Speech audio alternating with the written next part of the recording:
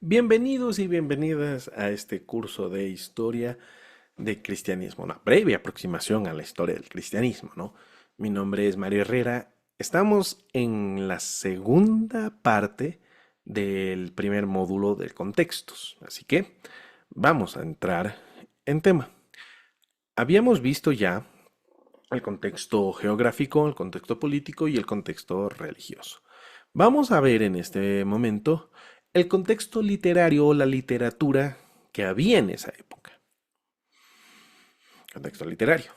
La literatura judía es de gran importancia como caldo de cultivo para conocer la predicación de Jesús y el desarrollo religioso donde nació el cristianismo.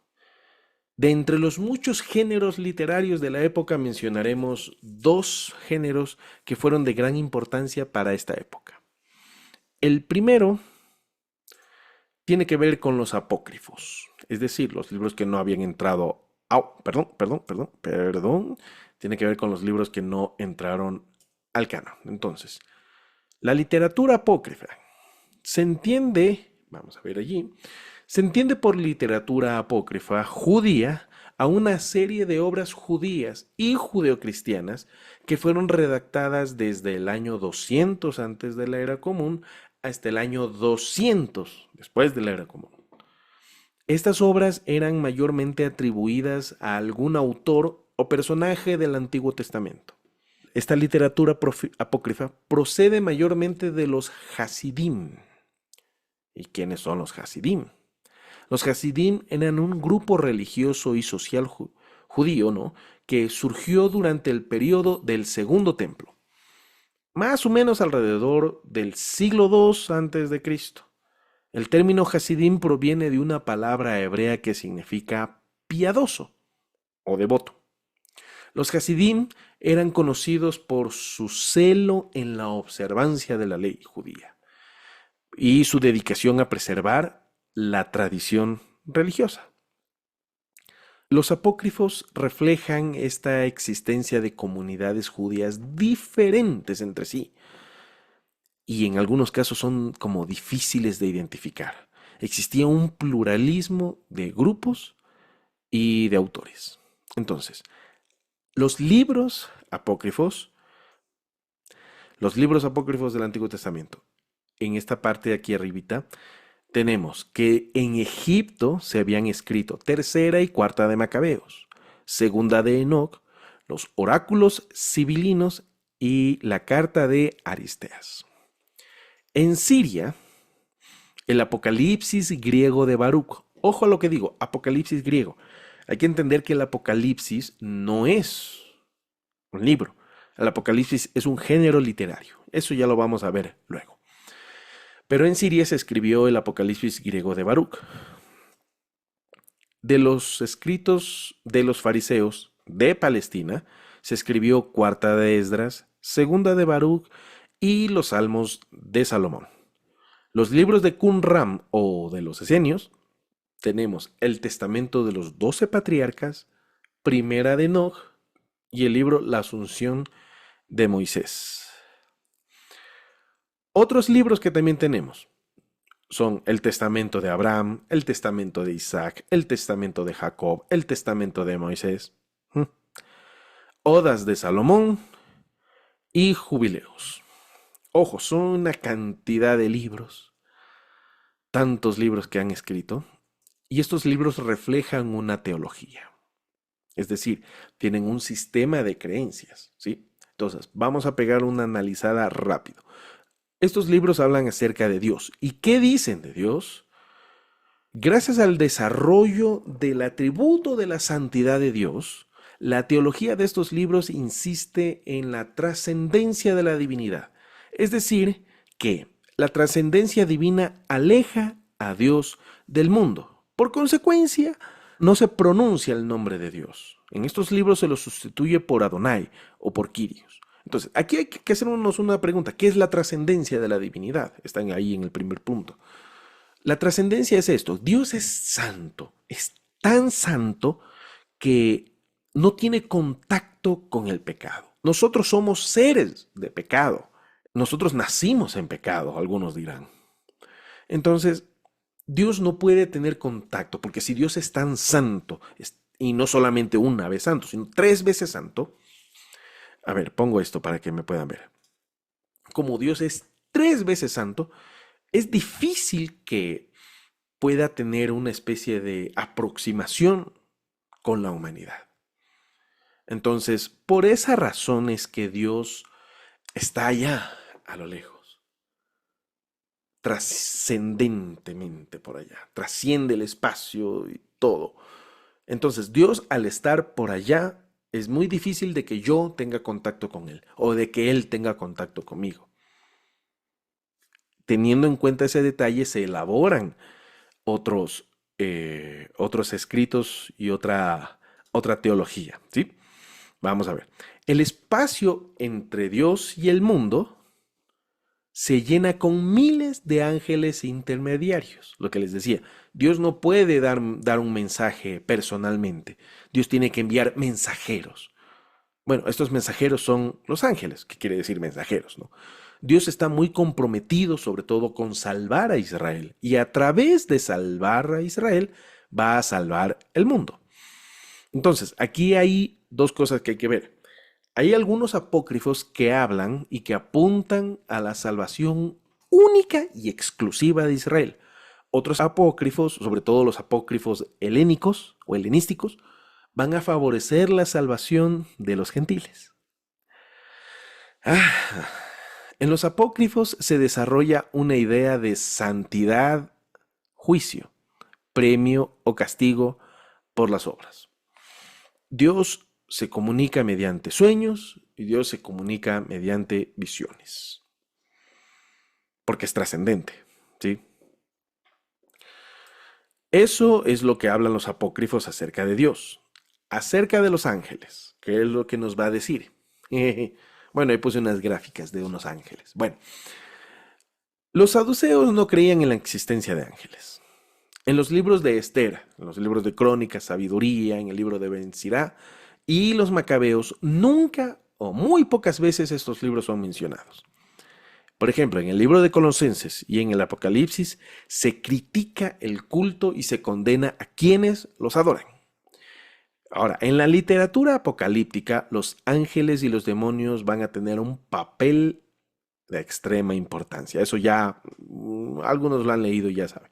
Bueno, estos ángeles, sobre todo, a ver, aquí está el punto, en los ángeles no son tan mencionados, al menos en los apócrifos. Al menos en estos libros, no son muy mencionados. Pero algo se dice, ¿no? Demonios. Sonó raro. Demonios. Nah. Bueno, los demonios. ¿Qué es lo que hablan los apócrifos? Estos apócrifos mencionan que son ángeles rebeldes y están jerarquizados. O sea, hay un rango de demonios. Su jefe es Satán, pero en el libro de los en el libro de los jubileos, Satán es llamado Mastemá. Los demonios ocasionan males a los hombres y por eso serán castigados al final de los tiempos. Satanás es el responsable de la caída de los ángeles a los que convirtió en súbditos. Esto según el libro de Enoc. Beliar es el príncipe de la mentira y en otras ocasiones es el jefe de los ángeles rebeldes. Esto, por ejemplo, esto es según el libro de el Testamento de los 12 Patriarcas. En el libro de los oráculos civilinos se describe a Beliar como el anticristo, cuya finalidad es perder a los hombres. Los apócrifos explican el origen del mal entre los hombres por la caída de ángeles rebeldes. Es decir, que el origen del mal, algunos pensarán que es porque somos carne, porque somos materia, ¿sí? En algunos apócrifos va a explicar que el origen de ese mal es a causa de los ángeles, a causa de la caída de los ángeles rebeldes. Y estas se relacionan con la comunión de los ángeles con las hijas de los hombres y con la creación del pecado y del hombre primigenio. O sea, eso es por allá, por las historias del Génesis. Interesantes esos temas. Dualismo. estos libros también hablan del dualismo. Los apócrifos se caracterizan por una concepción dualista de la existencia, es decir, hay un Dios bueno y hay un Dios malo, que en este caso es Yahvé o Beliar. Hay ángeles buenos, hay ángeles malos. Hay hombres buenos, hay hombres malos. Hay un mundo presente, hay un mundo futuro. Hay Barcelona, hay Emelec, hay Boca, hay River. Algo así, ¿sí? No hay otros tintes. O es blanco o es negro. Al menos según los apócrifos. Los apócrifos se mostraban pesimistas en su historia pasada y en su presente, ya que aún no se había producido la liberación de Israel. Las promesas de Yahvé a Israel no se cumplirían en este mundo, sino en el futuro. Esta esperanza, que es llamada esperanza escatológica, es válida solo para los elegidos de Yahvé y no para los malvados. En Cuarta de Esdras aparece la existencia de dos mundos creados por Dios, así como una visión pesimista de la existencia al afirmar que son pocos los que se salvan. En el Apocalipsis de Baruch, el libro de sabiduría y proverbios divide a los hombres en buenos y en malos. El libro de Jubileos. En este libro, el dualismo es muy patente. Los buenos son los israelitas y los malos son los gentiles. Para los apócrifos, la retribución será al final de los tiempos, o sea, en un futuro distante. Tenemos esos datos. El reino de Dios. La expresión reino de Dios no se halla en los libros del Antiguo Testamento hebreo y es muy rara en los apócrifos y en los deuterocanónicos. Se lee pocas veces, por ejemplo, en Filón de Alejandría y en casos excepcionales en Qumran, en los escritos de los esenios. Algunos apócrifos aceptan la idea de la existencia de dos reinos, uno en la tierra y otro fuera de la tierra. Los judíos sitúan el reino de Dios en tiempos venideros, los cristianos en un tiempo presente. Ojo a este dato. A pesar de esto, la idea es recurrente en los apócrifos y especialmente en los libros de géneros apocalípticos. Entonces, tenemos que existen libros que no entraron al canon, sobre todo del Antiguo Testamento, por alguna de estas razones. Pero esto no quiere decir que estos libros haya que desecharlos. Leer estos libros es entender el pensamiento de los hebreos, de los judíos sobre todo. Y sobre todo de los judíos del Segundo Templo. ¿Sí? Ahora entramos a otro tema un poco pesado. La literatura apocalíptica. La apocalíptica aparece en el judaísmo posterior al destierro de Babilonia. Es una corriente de pensamiento muy compleja que se desarrolló durante largo periodo. Se relaciona con otras corrientes del ambiente judío, por ejemplo, como la profecía y como la tradición sapiencial. La literatura apocalíptica aparece en un momento social y político y religioso muy conflictivo, en especial conflictivo para el judaísmo. Para ser más precisos, en el siglo II antes de la era común, una gran persecución llevada a cabo por Antíoco IV Epifanes, el que profanó el templo y la abominación desoladora. Entonces, desde ese tiempo aparece la literatura apocalíptica y algunos autores mencionan que la literatura apocalíptica es más bien como una especie de catarsis o desahogo, esperando que Dios responda al clamor o a la crisis que se vivía en ese tiempo. Otros hablan de que estos libros están escritos justamente para infundir esperanza en el pueblo, para que el pueblo no desmaye en su fe hacia Dios. En todo caso, la apocalíptica judía siempre surge en momentos de opresión, en momentos de dificultad, y al parecer eso es lo que pasó. De hecho, cuando leemos el libro de Apocalipsis, el Apocalipsis de Juan, en el Nuevo Testamento, surge bajo un periodo de persecución. Ahí nomás lo dejo. Los libros apocalípticos judíos. Ojo, hay libros apocalípticos judíos. Juan no es el único libro de Apocalipsis. Existen los libros de Enoch, que son de corte apocalíptico. Apocalipsis de Abraham, Apocalipsis de Elías, Ascensión de Isaías, Apocalipsis de Sofonías, el libro de Daniel, Apocalipsis de Sadrach, Apocalipsis o apócrifo de Ezequiel, primer Apocalipsis de Baruch, que es un libro siríaco, segundo Apocalipsis de Baruch, un libro griego, los libros cuarto, quinto y sexto, el Apocalipsis griego de Esdras, visión del bienaventurado Esdras, el libro de Jubileos, y la lista sigue. Dos Apocalipsis de los manuscritos del Mar Muerto, estos a parecer no tienen nombre, el Testamento de Job, Testamento de Moisés, Testamento de los 12 patriarcas, oráculos sibilinos y un Apocalipsis mesiánico. Este Apocalipsis mesiánico es de corte pagano, o sea, no es un judío el que escribe, es un gentil. Y él escribe un Apocalipsis mesiánico. Los temas que va a hablar este libro, estos libros apocalíptica, van a hablar sobre la humanidad, sobre la proximidad de una nueva era y sobre la resurrección. Estos libros generalmente van a hablar de la esperanza que hay en el fin del mundo. Y esta esperanza va a venir con su respectiva catástrofe cósmica. Va a haber una división del tiempo en periodos. Va a haber una existencia o intervención de ángeles y demonios. El tema que va a hablar también es de salvación. Otro tema es el trono de Dios destruyendo los reinos de la tierra. Otro tema, un intermediario con funciones de realeza que será el ejecutor de la salvación final.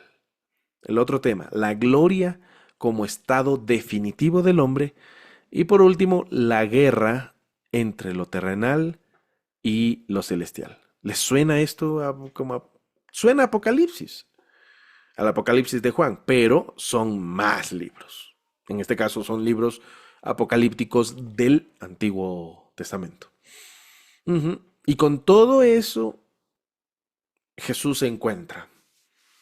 Jesús cuando habla, por ejemplo, su famoso Sermón del Monte, la gente también está pensando en esto. Eso es lo que hay que tener en cuenta. Y por último, tenemos el famoso contexto filosófico. Vamos a revisar el contexto filosófico. La conquista, la muerte de Alejandro Magno, más o menos en el 323 antes de la era común, y las batallas entre sus generales inauguran una nueva era. El helenismo, eso ya lo habíamos visto, ¿no? Entonces, la filosofía helénica tenía varios elementos constitutivos. La filosofía se desarrolló para algo. Tenía ciertas funciones, vamos a decirlo así. Tenía una función terapéutica, tenía una centralidad en la ética y esta filosofía realzaba el valor de la persona. Cuando hablamos del primer punto, de la función terapéutica, la finalidad de la filosofía es la de garantizar al ser humano la tranquilidad del espíritu y producir una vida contemplativa indiferente frente a las realidades materiales y capaz de superar las preocupaciones y ansiedades causadas por la vida cotidiana. Esa era la función de la filosofía. En el segundo punto, la centralidad de la ética, se concede la prioridad a los temas morales sobre los problemas teóricos o los problemas epistemológicos. Desde el punto de vista del individuo, el problema fundamental de la filosofía no va a ser entender el universo como tal, sino va a llegar a definir normas de conducta y acción válida. Aquí la singularidad del ser humano viene a adquirir un papel central. Los problemas particulares del individuo, muerte, sufrimiento, esperanza o felicidad, vistos antes desde una óptica teórica o subordinados a otras temáticas, ahora son centrales, son importantes. Es decir, se realza justamente el valor de la persona. Y todo esto tiene su historia. Y vamos a verla. Esto se remonta a Grecia a los años 600 antes de la era común, antes de Cristo. Aparece este primer filósofo, Tales de Mileto. Menciona, todo lo que existía de una o de otra manera habría surgido del agua. Hay que tener en cuenta que estos autores que vamos a ver son naturalistas y van a ver que si la naturaleza está bien, el ser humano estará bien. Pero si la naturaleza como tal está mal, se va a ver reflejado en el ser humano. Entonces, para ellos es más importante ver el universo, lo externo al ser humano. Y por eso la afirmación de Tales de Mileto, en lo que él dice que todo lo que existe, todo lo que existía, perdón, de una o de otra manera, habría surgido del agua. Anaximandro, que fue discípulo de Tales de Mileto, explica y dice que es la limitada atmósfera o el aire el origen de las cosas. El uno habla del agua, el otro habla del aire. Otro filósofo, Heráclito, en el 500 antes de la era común, menciona que el elemento básico del universo es el fuego. De él procede todo y a él vuelve todo. Él, fíjese, él hizo del río un símbolo de su filosofía, al cual se resume en todas las cosas fluyen. ¿Sí? O sea, si estás mal, bueno, eso va a pasar, eso va a pasar. Como el río fluye, así mismo también. Se nota el elemento natural aplicado a las necesidades del ser humano. Al menos esos tres lo proponen de esta manera. Lo que propone también Heráclito es que el mundo cambiante, pero en este mundo cambiante, todo está controlado por una mente, una razón a la que él llamó el logos.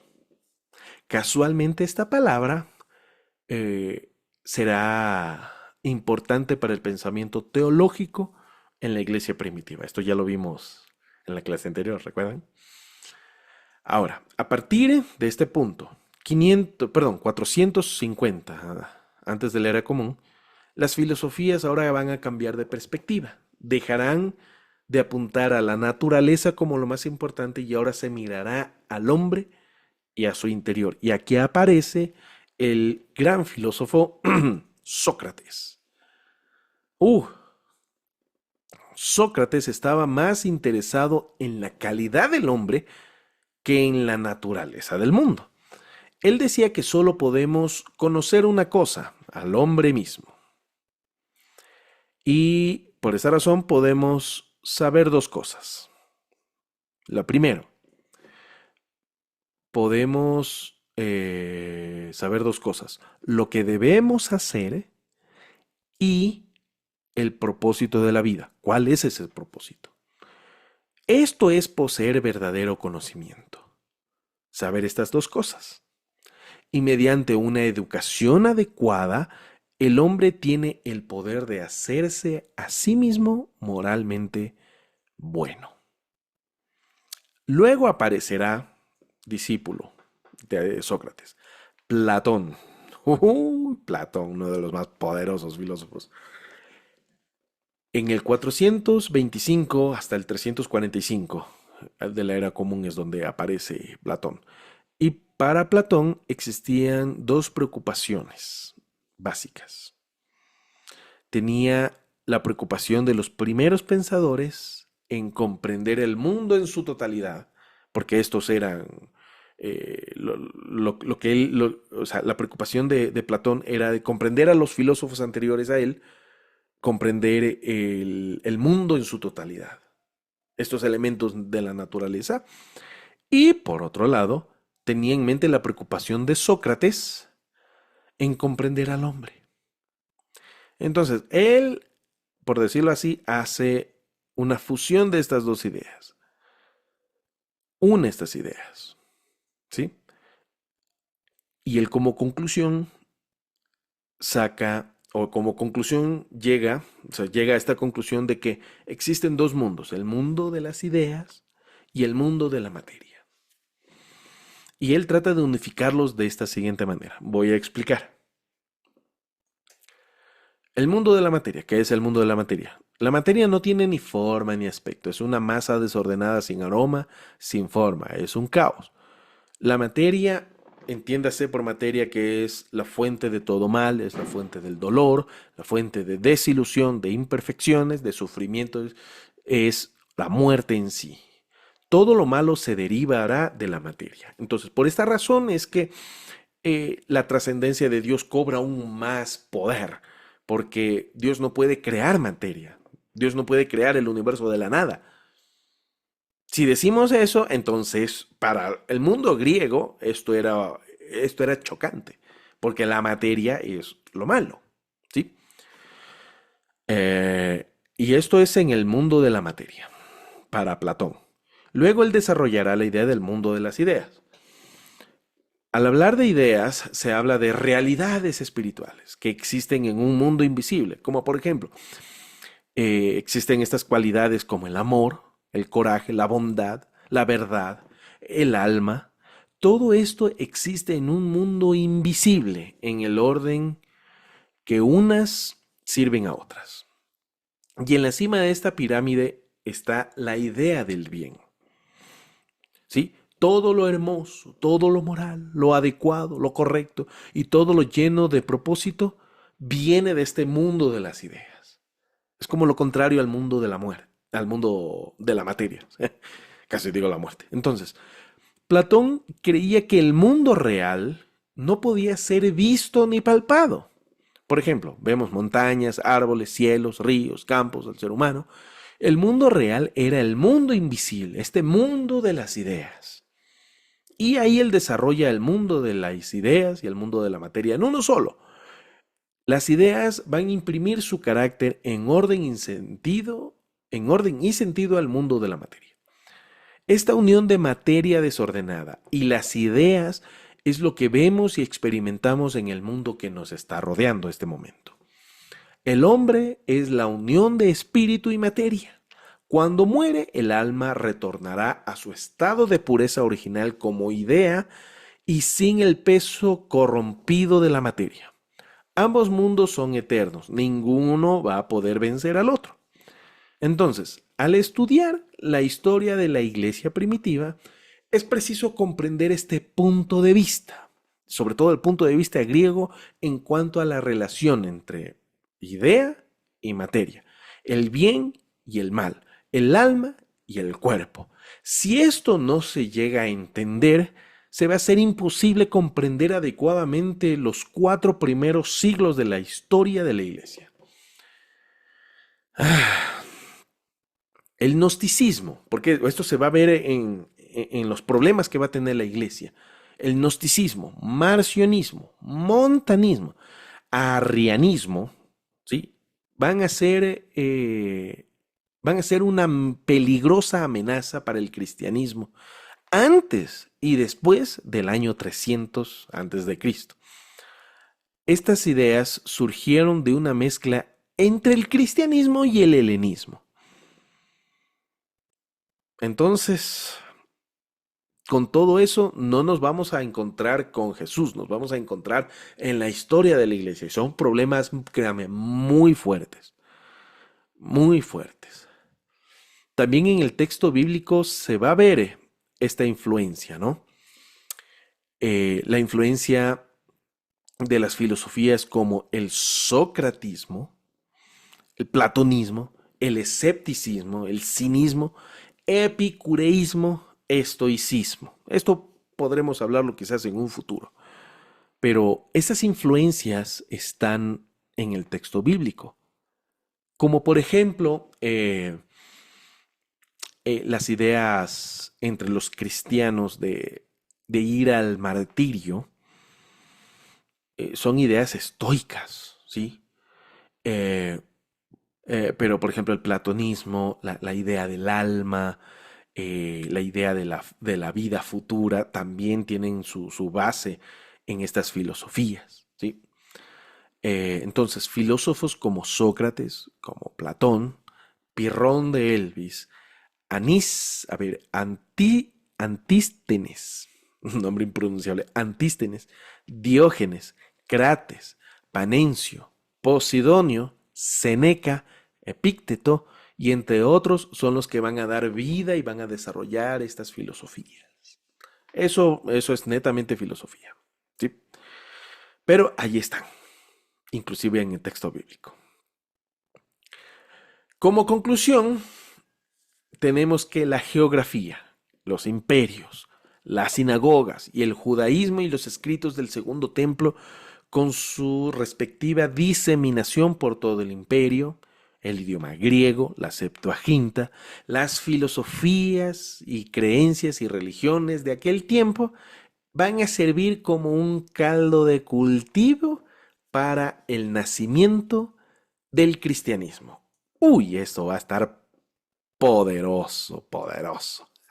Bueno, hasta aquí dejamos la primera clase de historia, de una breve aproximación a la historia del cristianismo. Yo les quiero hacer una cordial invitación porque hay bastante material que hay que revisar. Es una cosa increíble. Déjenme un momentito aquí, les muestro en detalle más o menos lo que estaríamos revisando. A ver, déjenme poner acá. Aquí estamos. A ver si ahí se ve. Ok, apenas estamos en contexto. Luego vamos a ver la historia o lo que narra el libro de Hechos, hasta donde narra qué pasó con algunas tradiciones. ¿Sí? Luego de eso vamos a ver de dónde sale toda la información que vamos a ver en adelante. Las fuentes históricas, los escritores paganos, los escritores cristianos, todo de dónde se origina toda esa materia. La materia como contenido, ¿sí? Luego de esto vamos a ver algunas características de la iglesia primitiva. La iglesia del primer siglo, la iglesia del segundo siglo. Vamos a tener un tema que va a ser transversal a todo el cristianismo. Desde que empieza el cristianismo en adelante, el tema de las persecuciones. Uy, ese tema es gigante.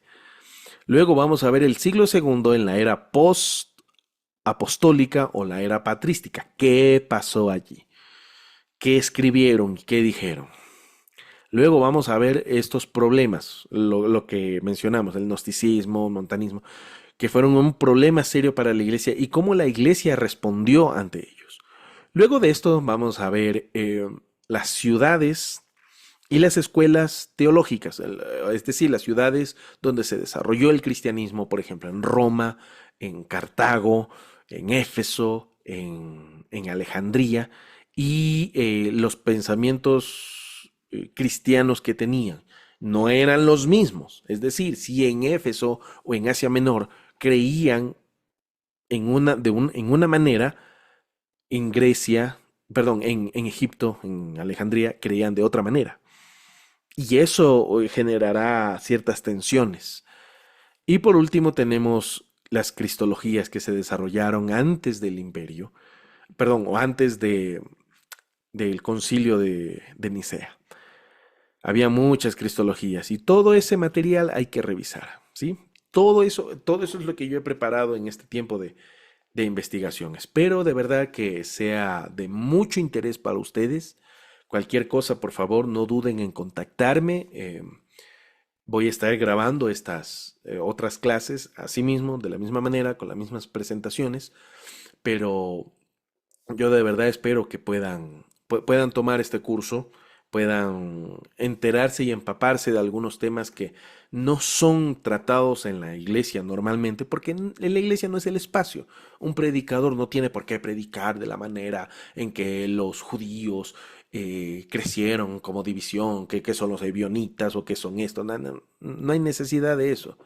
El mensaje no es histórico, el mensaje es teológico. Entonces, eh, es muy difícil que esto se predique en las iglesias. Sin embargo, la información está allí y esta es una oportunidad para mí de poder brindarla a la comunidad. Por ahora eso sería todo, espero que les vaya muy bien y cualquier cosa estamos a las órdenes, ¿sí? Que Dios les bendiga, un abrazo, bye.